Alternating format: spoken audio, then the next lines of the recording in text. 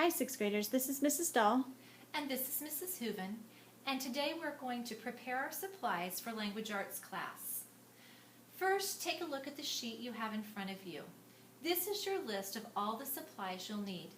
In the box marked language arts are the things that you will need just for language arts class. To the right, the list of things for your supply bag should be taken to each class every day. First, let's get rid of some things that we don't need and get them out of our way. Take a look at the list on the screen, and you'll see that two items are highlighted. Your notebook paper, that's the filler paper that clips into your binder, and Post-it notes. Please locate your notebook paper and set it aside, and your Post-it notes. You're going to take these two items to the tubs where your teacher directs you. We're going to pause the video while you do that and follow her directions.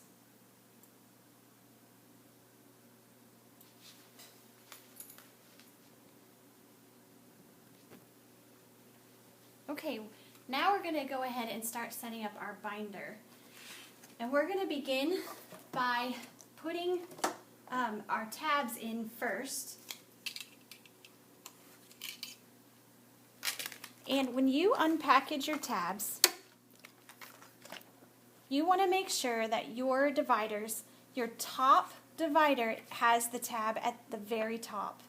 Your second divider is next, so it kind of nests one or the other, and then your third divider should come right underneath it, and then your fourth, and then your fifth. You want to make sure you don't have them upside down or jumbled, or it's harder to stay organized.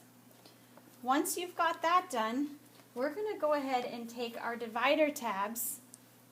Some of you have dividers that you can write directly on, and then some of us have the ones that we've got to tear and write out on.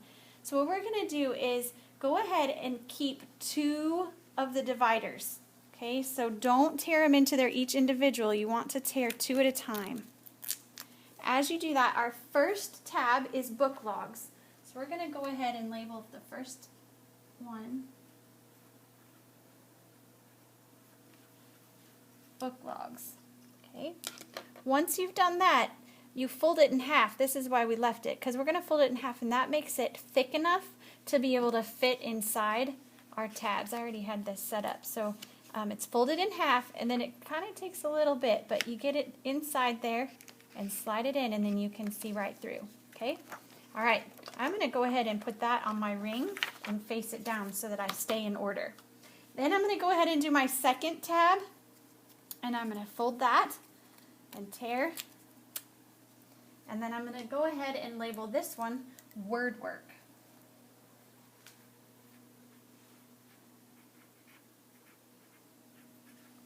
Okay. And once again, fold it in half, making sure that this is my second tab, my second divider down. And I'm going to set that so it rests right in. Notice I'm putting it in on my binder face down so that it'll be in order when I close it. So, okay, we're going to do our third one. This is mentor texts. So I'm going to tear, making sure again that I have two.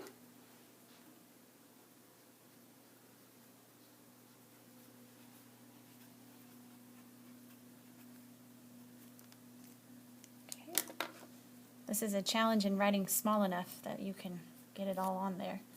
Mentor text, and go ahead and put this in here like that, and I'm going to put it on my three rings.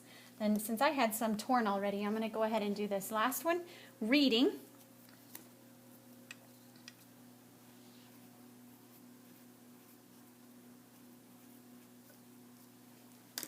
Fold it in half and sticking that in there. Okay. And our very last one, which should be the bottom tab, it should be all the way at the bottom of the page. This is actually going to be left blank. You want to put a tab in there, so make sure that you slide one in. You can see I have mine in already. Can't get it out, but you can see it's in there. I want you to make sure you've got that. Okay. Then we're going to go ahead and close it and turn it over, and you can see that we have book logs, word work, mentor texts, reading, and a blank tab. Then you're going to go find your ring out of your supplies. It may be a different size than mine, but we just need a ring that will clip to the first or the top ring of your binder. You guys are going to leave it empty, but just so that you know what it's going to be used for, we're going to make flashcards every week for our word work, and that way you can put all of your flashcards in one place and easily grab them for study time during class or during CAT or whenever you're going to study for your weekly quiz. So there, we've got our binder set up. I'm going to go ahead and close it, and like everything else we've done, we're going to go ahead and write our first and last name and class number on our binder. And if you do not have a permanent marker right now, this might be something you do later. You could even make a fancy sheet on your computer and print it out and put it inside. But I have some labels, so I'm just going to go ahead and make up a fun, Sally Student. It's very creative, I know. Sally Student. And then you'll go ahead and put your class number that you have been assigned right there. Another thing that you are going to want to do later, either with a permanent marker or a label, or maybe a piece of paper if you're talented enough to get it down inside this plastic part, you can put language arts down the side. This is a very helpful thing to do to all of your binders, because then when they're in your locker, whether you keep them this way or this way, you can quickly see that this is your language arts binder and you're not coming to class with the wrong stuff. So this is a great way to just be able to grab it out of your locker and go and be certain you have your materials that you need.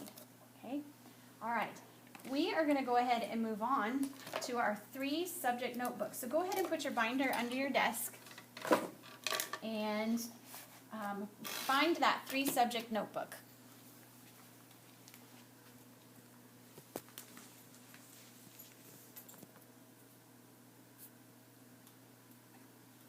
All right, well, 6th graders, we are almost done, but we're going to start off by, like everything else, we're going to label your first and last name and your class number on your 3 subject notebook. So go ahead and do that in the upper right hand corner. I have a label here. It's okay if you don't. You can write directly on your notebook if that works for you.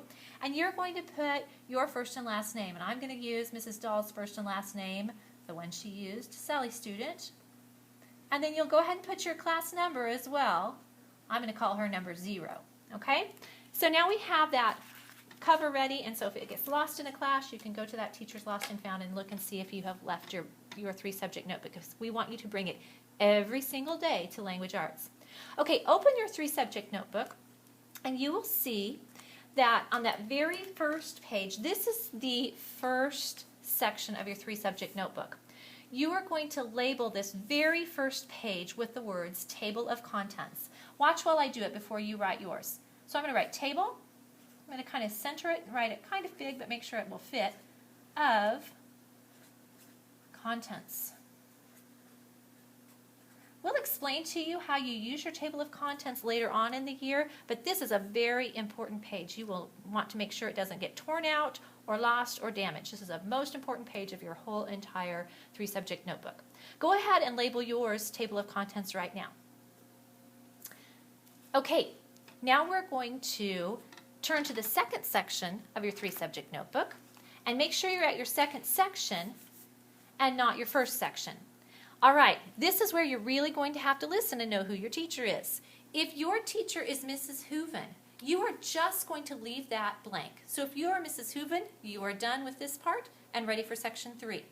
If your teacher is Mrs. Dahl, you're going to write the word readings. That's plural with an S. So readings. R-E-A-D-I-N-G-S. And notice I've written it in the top right-hand corner of my 3 subject notebook. Sometimes you happen to have dividers along the side, but it's okay if you don't. Mrs. Dahl is great with this right here. Okay, everybody, Mrs. Dahl and Mrs. Hooven's classroom is going to turn to the 3rd section of your 3 subject notebook, and everybody is going to write the word writings. That also is plural, W-R-I-T-I-N-G-S. Okay? Just the same way you did Mrs. Dahl's class for readings, and everybody's going to write writings here.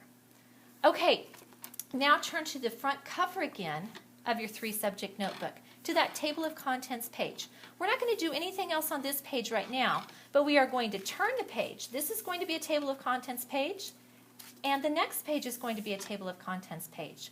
We're going to leave that blank as well. Then we're going to leave this right-hand side blank and turn one more time.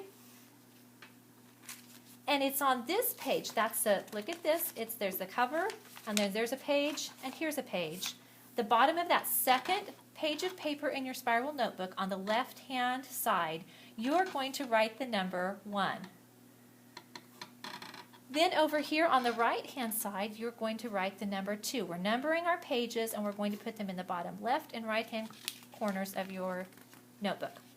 All right, turn the page, and you're going to do number 3 in the bottom left-hand corner, and number 4 in the bottom right-hand corner. You're getting the idea, right? Okay, now you're going to turn the next page, and we're going to write 5. And of course, you know you're going to write 6 right here. Go ahead and number the rest of just the first section. Don't go into the second section. Just the first section of your 3-subject notebook until your teacher tells you to stop.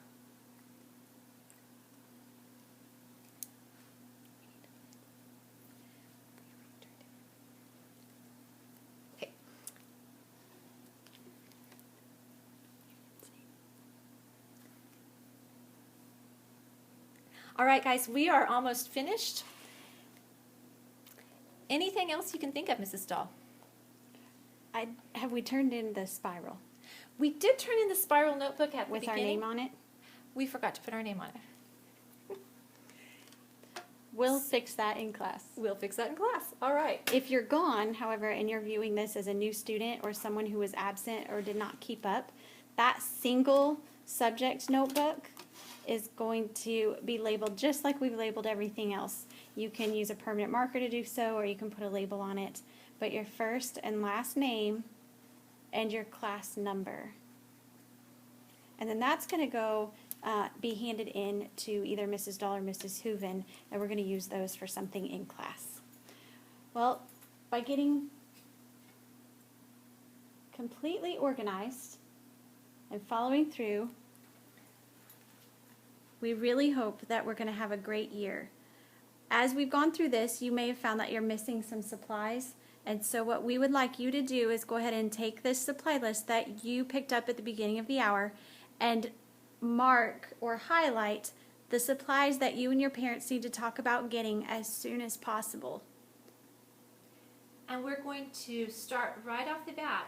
So as soon as you can get these here, we'll really help you get up to a great start in 6th grade. All right, thank you.